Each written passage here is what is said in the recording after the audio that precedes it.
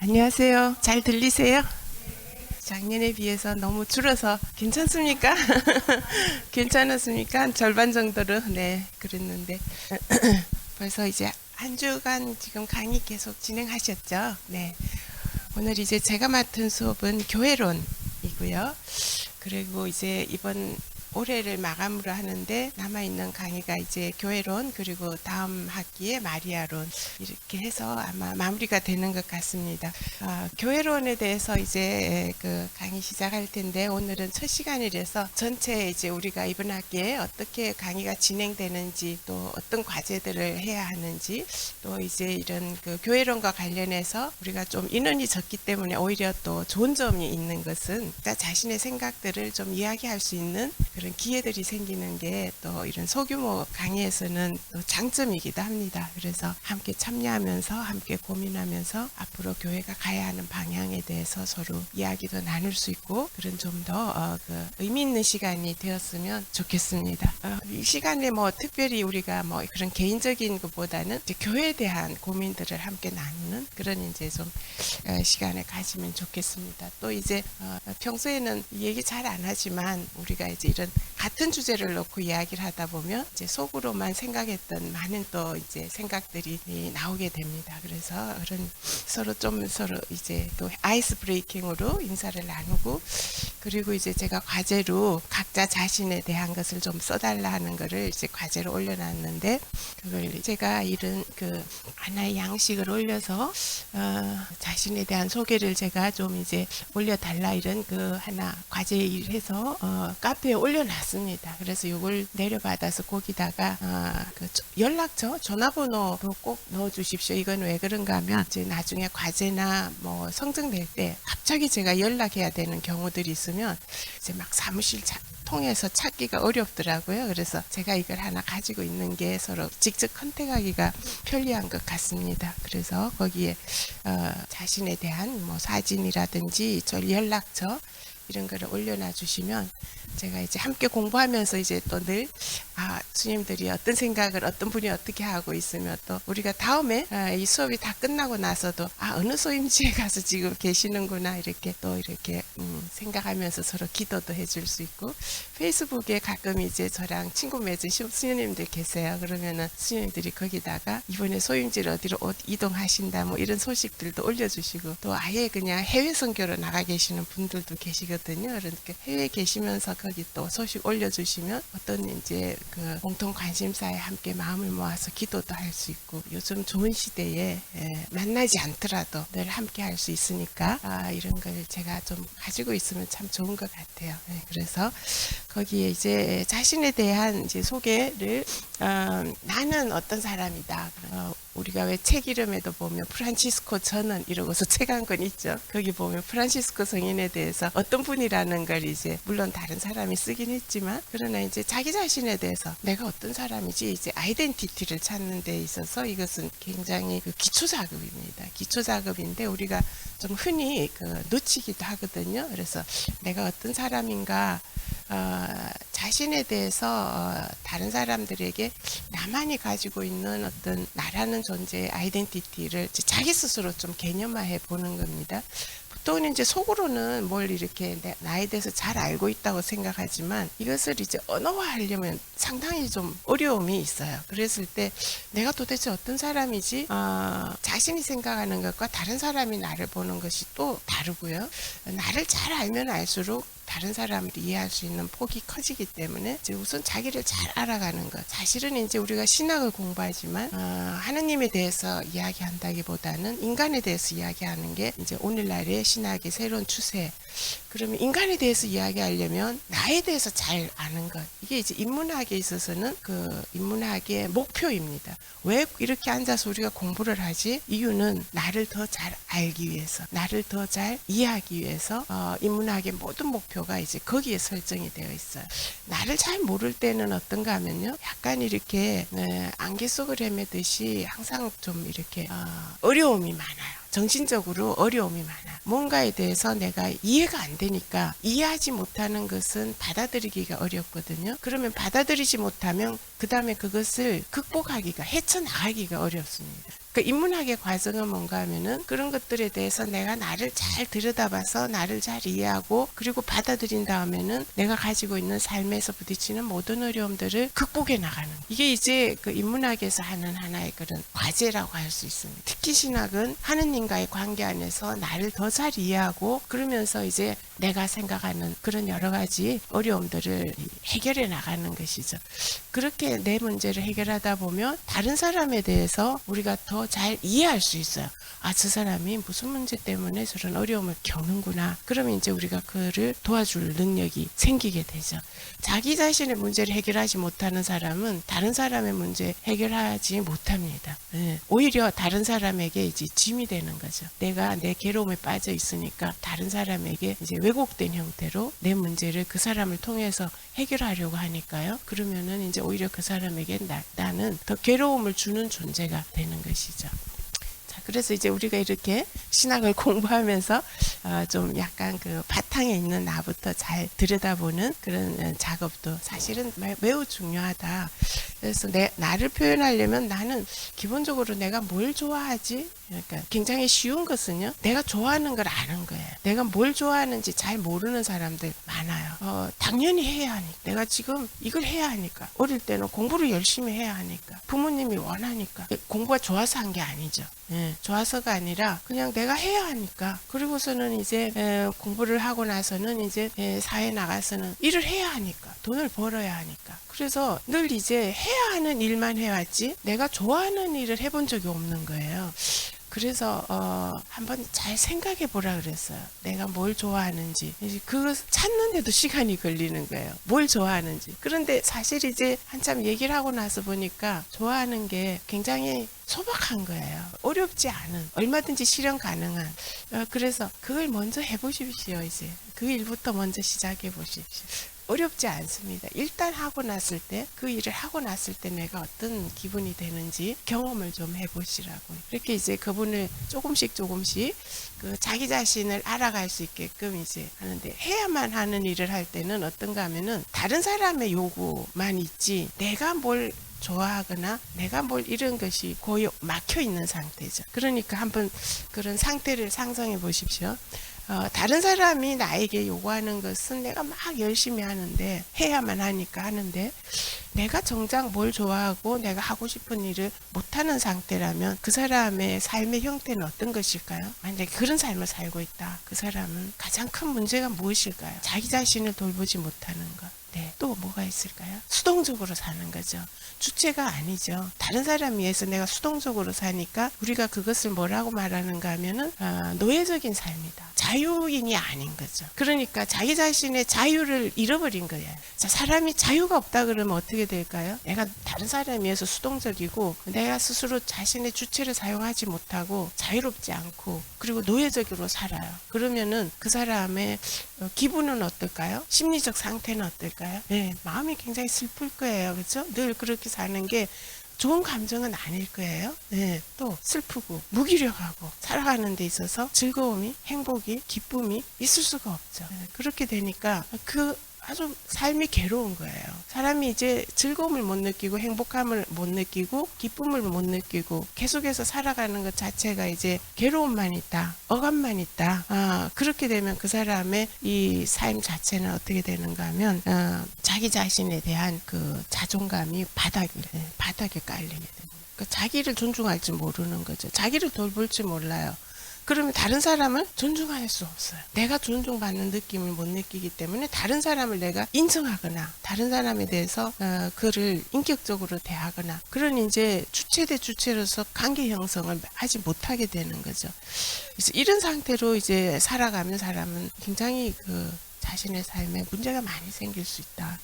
그러니까 우리가 내가 사는 게 즐겁지 않아, 행복하지 않아, 기쁘지 않아, 어디에 문제가 있지? 이게 이제 하나의 굉장히 쉬운 방법은 자신이 뭘 좋아하는지, 내가 좋아하는 걸, 내가 원하는 걸 하고 있는지, 이걸 이제 한번 점검을 해봐야 되는 거죠. 점검을 해보면, 그러면은 아주 작은 일이지만 내가 좋아하는 걸, 예를 들어서, 좋아하는 게 뭘지 한번 떠올려 보십시오. 뭘 좋아하시는지. 뭘 좋아하십니까, 수사님? 내가 좋아하는 거. 테니스. 그러면은 내가 행복해지려면 테니스 하는 시간을 가지면 되죠. 예, 내가 지금 막 스트레스를 받았어. 하는 일이 잘 안 돼. 그러면 딱 그만두고 어떻게 하면은 기분이 업돼요? 나가서 테니스 치면 되는 거예요. 테니스 치는 일 어렵지 않죠. 그냥 시간을 내면 되고, 그리고서는 내가 찾으면 얼마든지 할 수 있는 일이죠. 순간적으로 내가 바뀔 수가 있는 거예요. 그러니까 뭘 좋아하는지를 아는 거예요. 예를 들면 저는 커피 마시는 걸 너무 좋아해요. 그러면은 공부하다 지치면 어떻게 해요? 에이, 올라와서 커피나 한잔 먹자. 이러고서는 좋아하는 이제 커피를 좀 이렇게 찾아서 향을 내려서 한 잔 마시면서 좀 쉬면, 그러면 이제 기분이 업이 되는 거죠. 그러면은 그 순간 이제 좀 전에 하던 이렇게 좀 힘든 일들을 금방 극복하는 거예요. 사람마다 그게 있거든요. 자기 스스로 좋아하는 걸 찾아서 하는. 근데 좋아하는 거는 다 달라요. 내가 좋아하는 걸 딴 사람이 좋아하지 않을 수 있죠. 그건 개인의 온전히 그 사람에게 속해 있는 겁니다. 너 왜 커피 마시는 거 좋아해? 그거 몸에 나쁜 거야. 옆에서 간섭하면 안 돼요. 왜? 그 취향이죠. 테이스트. 그렇죠? 어떤 사람은 담배 피울 때 기분이 업돼요. 담배 피우면 건강에도 나쁘고 옆에 사람에도 해가 돼요. 옆에서 이제 막 잔소리하죠. 담배 좀 그만 피우라고 이제 막 그런 몸에도 나. 근데 그 사람에게는 자기 취향인 거예요. 내가 몸이 나빠져도 좀 일찍 죽더라도 담배 피우는 기사라면은 좋은 일인 거예요. 자기 기분이 좋아. 그러면은 그 사람에게 속해 있는 거예요. 그러니까 우리가 담배 피우는 거에 대해서 간섭하기가 어렵죠. 다만 이제 담배를 피웠을 때 어떤 것들이 너에게 해가 될 것이다 라고 조언은 해줄 수 있어요. 그건 이제 그 사람을 위해서 할 수는 있지만, 그 담배 피우는 거에 대해서 우리가 막 이제 뭐 그 사람의 인격을 깎아내린다든지 그러면 안 된다는 거예요. 그러니까 우리가 내가 좋아하는 걸 내가 할 수 있는 자유, 다른 사람이 그 사람이 좋아하는 걸 할 수 있는 자유, 나가서 내가 이제 그 사람이 뭘 좋아한다는 걸 알면 그 좋아하는 걸 이제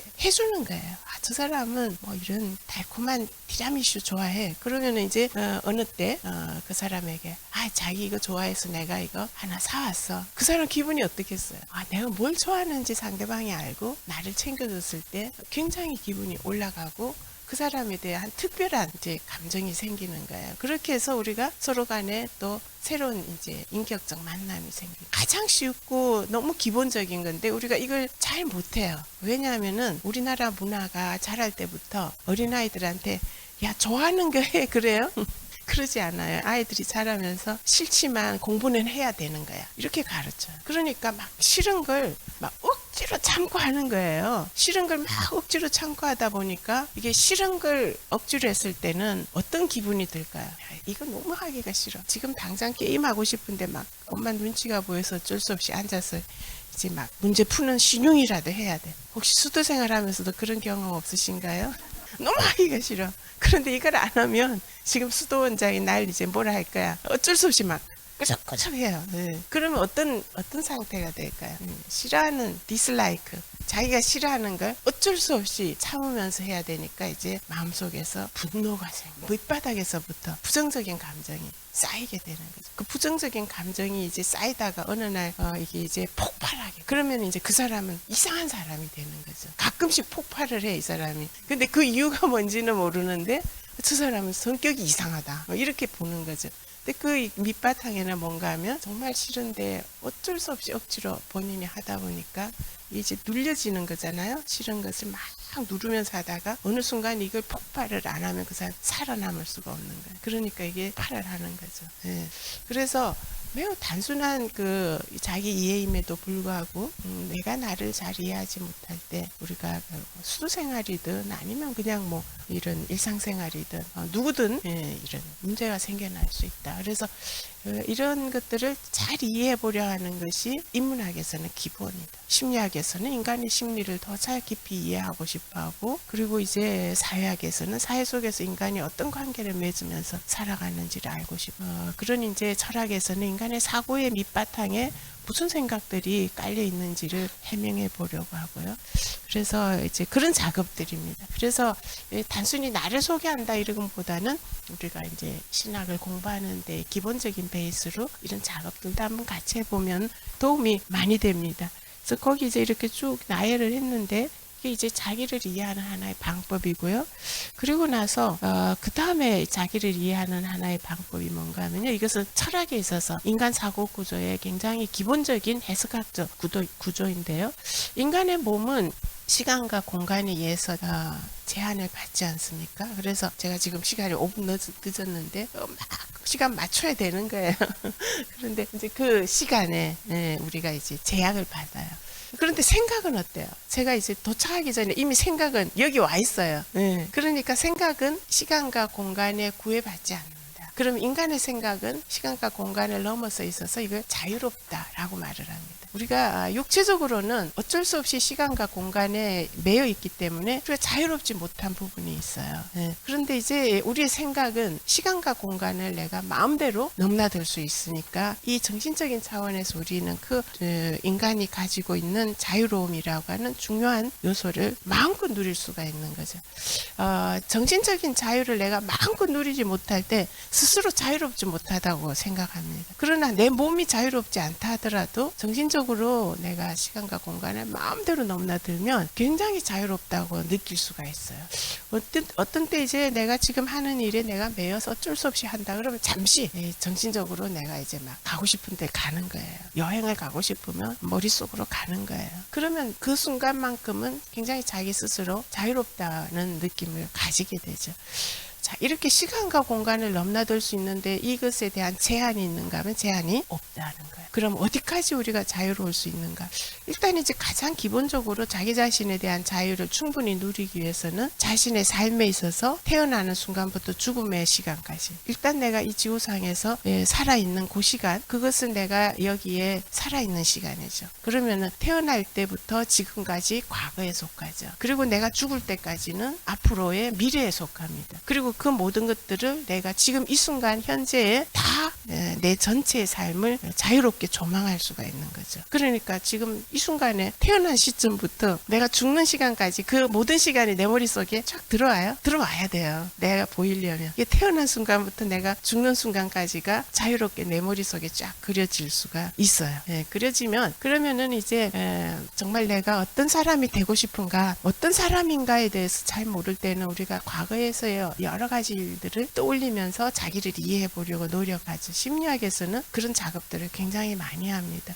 최근에 저도 이제 그 상담하는 선생님하고 이야기를 하면서 제가 정말 어린 시절 떠올리지 않다가 이 선생님이랑 얘기하면서 어린 시절의 어느 한 장면을 딱 떠올렸는데 그것이 저를 이해하는데 엄청난 그 힘을 줬어요. 제가 저를 잘 모르고 있었던 부분이 어린 시절 어느 한 장면을 딱 떠올리는데 그 장면이 저의 모든 걸 설명해주는 그런 좀 신기한 경험을 했습니다. 그래서 자기를 이해하는데 내가 과거에 어떤 사람이었나를 기억 아래에 묻어놓고 무의식적으로 나를 형성해온 많은 부분들이 있죠.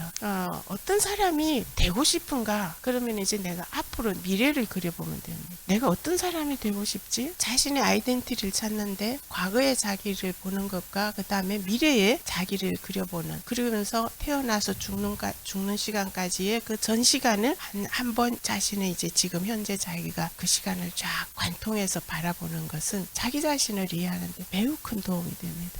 최근에 이제 굉장히 인기 있는 대중 강연 내지는 대중 서적이 뭐가 있는가 하면요, 메타인지라는 것이 요즘 굉장히 유행을 하고 있어요. 메타인지라는 것이 뭔가 하면 이제 우리가 보통 사물들을 인식을 하면 지금 내가 공부하는 것들을 인식하잖아요.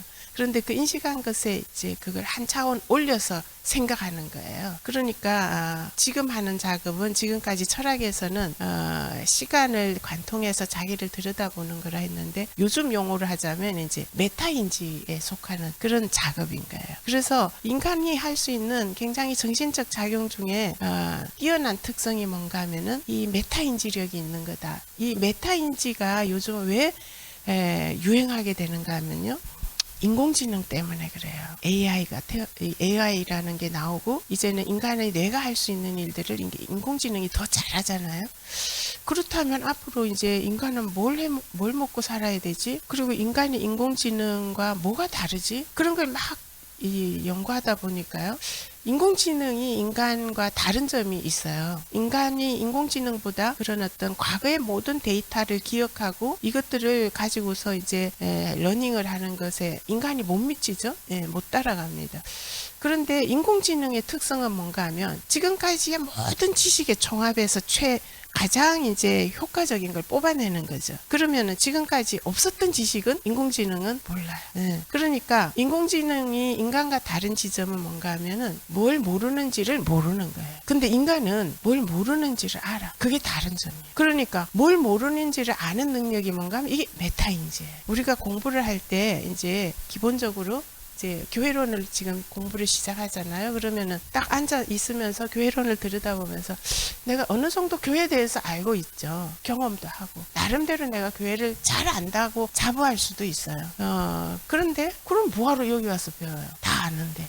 그런데 뭔가 모르는 것도 있는 것 같아요. 근데 뭘 모르는지는 아직 몰라요. 근데 공부를 하면서 내가 요거는 아는 거, 요거는 모르는 거, 이게 이제 보이거든요. 그러면은 공부는 뭘 해야 되는가 하면 모르는 걸 하면 되는 거죠. 그런데 내가 뭘 모르는지를 알아야만 그 모르는 걸 공부하겠죠. 그 능력을 인간은 가지고 있는데 인공지능은 안 가지고 있어요. 그렇다라고 한다면 앞으로의 시대에서 인간이 해야 하는 일은 뭐냐? 메타 인지 능력을 향상시키는 것이다. 이렇게 이제 지금 가고 있는 겁니다. 그래서 그것은 사실은 이제 메타 인지 능력이라는 게 오늘날 새롭게 뭐가 나온 게 아니라요. 철학에서는 오랫동안 이런 방식으로 인간의 이제 그 정신적 자유로운 정신적 세계에 대해서 늘 연구해 왔다. 그런데 그걸 이제 최근에 와서는 메타인지라는 이름으로 훨씬 더 중요하게 이 부분을 이제 다루고 있다. 이런 말씀을 드리고 싶습니다. 그래서 이제 앞으로 내가 되고 싶은 나가 되려면 이제 이 능력을 발휘하는 거예요. 그런데 어떤 모습의 내가 되면 좋을까? 이거는 이제 내 마음대로 설정할 수 있죠. 죽는 순간 내가 어떤 모습이면 좋을까? 이걸 그려볼 수도 있고요. 5년 후 나는 어떤 모습이면 좋겠다. 저는 대략 이제 살면서 10년 후 제 모습을 항상 미리 그려요. 10년 후 내가 이런 모습이면 참 좋겠다.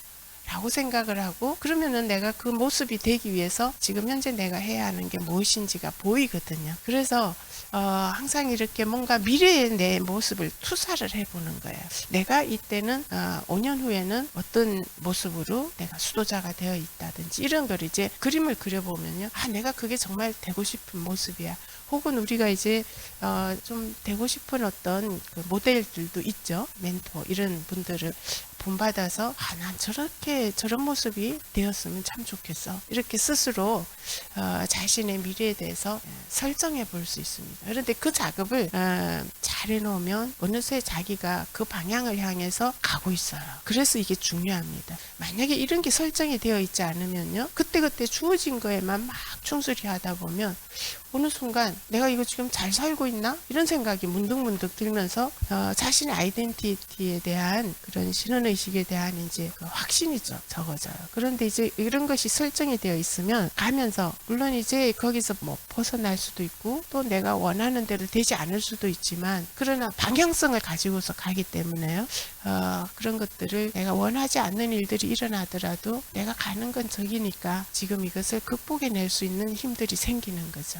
그래서 그런 이제 작업도 한번 해보시면 좋을 것 같습니다. 그래서 여기 두 번째 주제로 제가 10년 후 내가 어떤 모습이 되면 좋겠는가 하는 걸 한번 그려보라는 걸 여기 과제로 같이 두 번째 주제로 했고요. 그리고 이제 우리가 하는 교회론에서 미리 한번 생각해 볼 과제죠. 다음 시간에 우리가 이걸 서로 나눠볼 텐데요. 교회 그러면 제일 먼저 뭘 생각이 떠오르는지 사람마다 다릅니다. 교회 그러면 이미지 단어 아니면은 아무튼 내가 생각하는 교회는 이게 있어요. 내가 생각하는 교회 뭐 경험한 것 혹은 나는 교회라 그러면 이제 이런 게 제일 먼저 생각나. 그림도 되고 이미지도 되고 단어도 되고 문장도 되고 자신의 경험도 되고 아무튼 이런 개인마다 다르겠죠. 그리고 나서 이제 우리가 이제 이걸 개념화할 때는 정의를 내리죠. definition. 내가 생각할 때 이제 교회는 땡땡땡이다. 거기다가 이제 문장을 만드는 거예요. 나는 교회를 어떻게 정의를 내리고 싶은지. 내가 이제 생각하고 있는 교회는 땡땡땡이다. 좀 몇 가지 생각나시죠? 아무 생각이 안 날 수도 있어요. 한 번도 생각을 안 해봤으니까 교회를 뭐라고 내가 정의를 내릴지 생각이 안 날 수도 있습니다. 그러나 이제 우리가 교회론을 하면서 끊임없이 이것을 채워갈 것입니다. 교회는 무엇이다. 교회는 무엇이다. 교회는 무엇이다. 왜냐하면 많은 사람들이 너무 많은 얘기를 해놨어요. 그래서 우리가 이제 이런 거를 배워갈 텐데 출발점에서 이제 나는 그래서 우리가 뭔가를 새로운 걸 배워간다는 건 이미 내가 어느 정도 알고 있고요. 그리고 아직 모르는 게 있기 때문에 공부를 합니다. 교회에 대해서 아무 관심이 없는 사람은 교회로는 안 배웁니다. 왜? 교회에 대해서 별로 알고 싶지 않아. 그리고 아는 것도 없어. 궁금하지 않은 거죠. 그러니까 우리가 교회론을 공부하기 위해서 모였다라고 하는 것은 어느 정도는 내가 교회에 대해서 알고 있다. 그러면 나는 뭘 알고 있고 여전히 난 뭘 모르고 있는지 이것에 대한 이제 경계에 대한 인식, 이 경계적인 알매 대한 인식부터 우리가 시작을 하면서 수업에 들어가면 훨씬 그 흥미롭게 들어갈 수 있을 겁니다.